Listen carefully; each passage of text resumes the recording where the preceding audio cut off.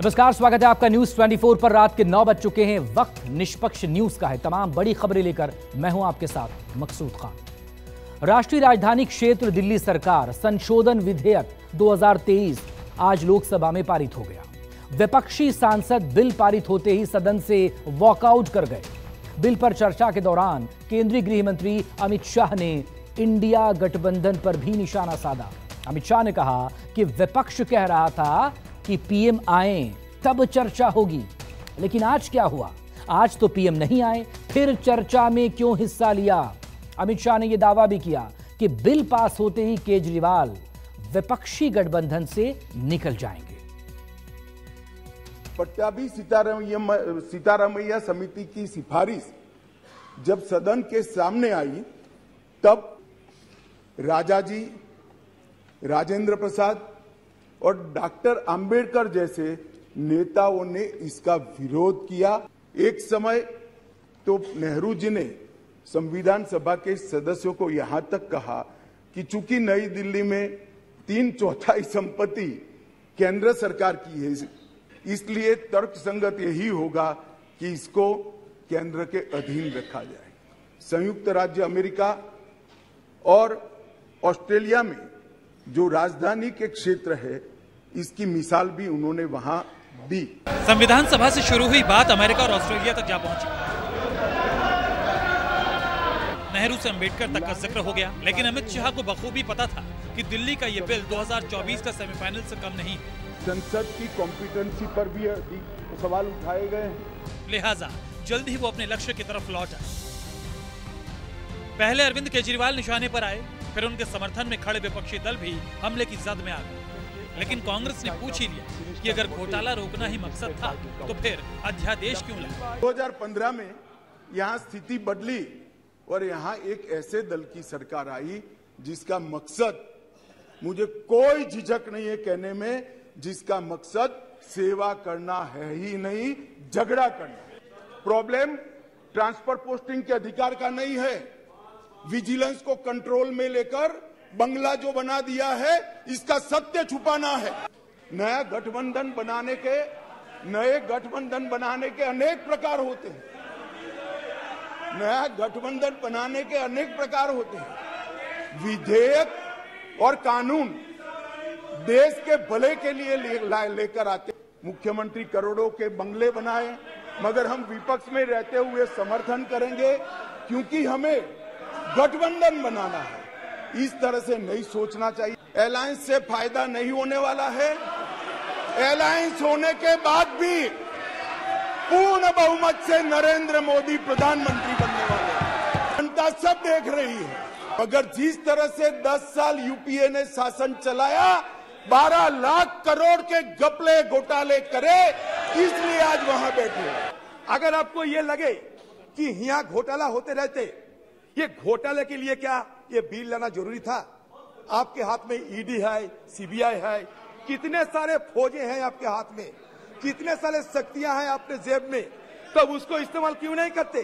ये घोटाला की चलते, घोटाला की विरोध करने के लिए आपको क्या ये बिल लाना जरूरी था? मैं ये सवाल पूछना चाहते हैं। दिल्ली सेवा बिल के बहाने लोकसभा में बीजेपी के दूसरे सांसदों ने भी केजरीवाल सरकार पर भ्रष्टाचार के आरोपों की झड़ी लगाई। अरविंद केजरीवाल को अवसरवादी बताया तो केंद्र की योजनाओं को लटकाने का भी इल्जाम जड़ दिया। दुर्योधन ने ऐसा ही विश्वासघात किया अपने चचेरे पांडव भाइयों के साथ, इन्होंने भी वही किया। इसीलिए अध्यक्ष जी, दुर्योधन ने भी छल कपट से सत्ता हथियाई। जिन लोगों को जनमानस का एक विश्वास था, अन्ना जी जैसे लोगों को, कुमार विश्वास जैसे लोगों को, सत्ता पर बैठने के बाद उनके साथ विश्वास किया, जिनके दम पर राजनीति में आया था ये कहकर कि पढ़े लिखे लोग होने जरूरी नहीं है, अन्ना जी भले अनपढ़ है लेकिन शासन व्यवस्था बहुत बढ़िया चलाएंगे। ये पौने दुर्योधन ने बोला था अध्यक्ष जी। कहता मैं दिल्ली का मालिक हूं, इलीगल काम करने के लिए, अनैतिक असंवैधानिक काम करने के लिए गुंडागर्दी दादागिरी का परिचायक बन गया। आधी ताकत कोर्ट ने ही मान लिया कि law and order, land, all these issues will go to central government. ले दे के एक विषय बचा था जिसके ऊपर सारा झगड़ा है, सारा मामला फंसा सर्विसेज के ऊपर। और जब सर्विसेज की बात आई तो सर्विसेज क्यों आवश्यक हुई?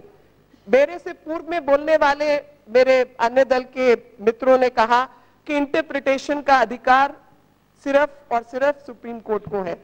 अब अगर हम सब मानते हैं कि इंटरप्रिटेशन का अधिकार सुप्रीम कोर्ट को है, तो सुप्रीम कोर्ट ने ही अपने निर्णय में तय किया है कि दिल्ली जो है वो यूनियन टेरिटरी का अधिकार रखती है, वो स्टेट नहीं है। और यूनियन टेरिटरी चाहे दिल्ली हो या पौंडीचेरी हो, सेंटर का उसमें अधिकार है। हालिया उपचुनाव में लोकसभा में अपना खाता खोलने वाली आम आदमी पार्टी सदन के बाहर खूब बरसी। पार्टी ने बीजेपी पर यू टर्न लेने का इल्जाम लगाया, बिल को लोकतंत्र और संविधान की हत्या का मजमून बताया। ये भी पूछ बैठी कि अमित शाह नेहरूवादी कब हो गए। हमारे गृह मंत्री जी नेहरूवादी हो गए, जैसे अभी 2 बजे दोपहरिया में घुसे नेहरूवादी कह रहे हैं हम नेहरू नेहरू नेहरू जिंदाबाद। अरे भैया अपना घोषणा पत्र पढ़ो, जरा सी भी शर्म है इस देश के गृह मंत्री को तो अपना घोषणा पत्र पढ़ना चाहिए। 93 में, 98 में, 2003 में, 2008 में, 2013 में, 2015 में, 2014 के लोकसभा के चुनाव में दिल्ली को पूर्ण राज्य का दर्जा देने की वकालत खुद भारतीय जनता पार्टी ने की। जब नेहरू जी थे उस वक्त 239A नहीं बना था। 239A कब बना? नरसिम्हा राव जी की सरकार में। और उसमें क्या लिखा गया उस संविधान की धारा में कि सिर्फ 3 विषय को छोड़कर सारा अधिकार दिल्ली की चुनी हुई सरकार के पास होगा। और उसी आधार पर सुप्रीम कोर्ट ने फैसला दिया कि सर्विसेज दिल्ली सरकार के पास होगा। आज गृह मंत्री जी ने ये स्वीकार कर लिया कि ये दिल्ली सेवा बिल वास्तव में बीजेपी के अरविंद केजरीवाल फोबिया का नतीजा है। बीजेपी को केजरीवाल फोबिया की बीमारी है, उन्हें केजरीवाल से डर लगता है, जिसके चलते वो ये बिल लाए। आज उन्होंने खुद सदन के भीतर, सदन के पटल पे अपनी ये बात रखी कि 2015 तक तो दिल्ली में सब ठीक था। 2015 के बाद जब से अरविंद केजरीवाल जी की सरकार बनी तो हमें ज़रूरत लगी कि हम सरकार से ये सारी शक्तियां ले लें। यानी कि उन्होंने ये बात सिद्ध कर दी कि ये दिल्ली सेवा बिल राजनीति से प्रेरित बिल है। लोकसभा में दिल्ली बिल पर चर्चा के दौरान बीजेडी ने भी अपना रुख स्पष्ट कर दिया, लेकिन नीतीश कुमार की पार्टी जेडीयू के मुखिया लल्लन सिंह सत्ता पक्ष पर लाल पीले होठ।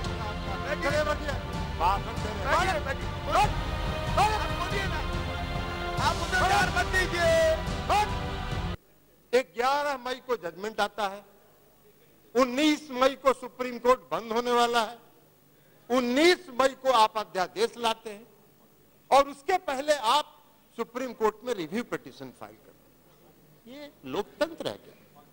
इसी को लोकतंत्र कहते हैं। ऐसे ही लोकतंत्र को आप चलाना चाहते हैं?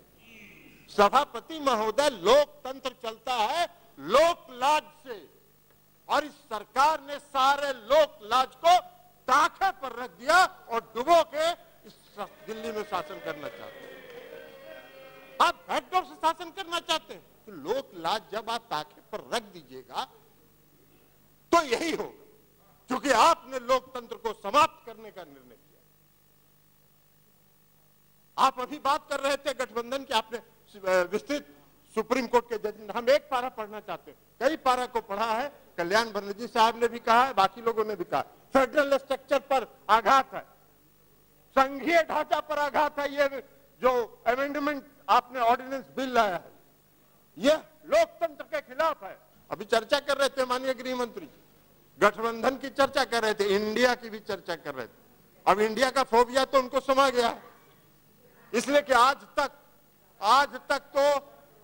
तो कभी इन्होंने एनडीए की बैठक नहीं की, आज तक कभी नहीं हुआ था। लेकिन जिस दिन इंडिया की बैठक बंगलोर में हो रही थी, उसी दिन इन्होंने एनडीए का बैठक किया। अरे भाई, आपको तो उस फोबिया से आप ग्रस्त हैं, आप उस फोबिया से ग्रस्त हो गए हैं और आपकी विदाई होने वाली है, तो इसलिए भ्रष्टाचार की बात कर रहे हैं।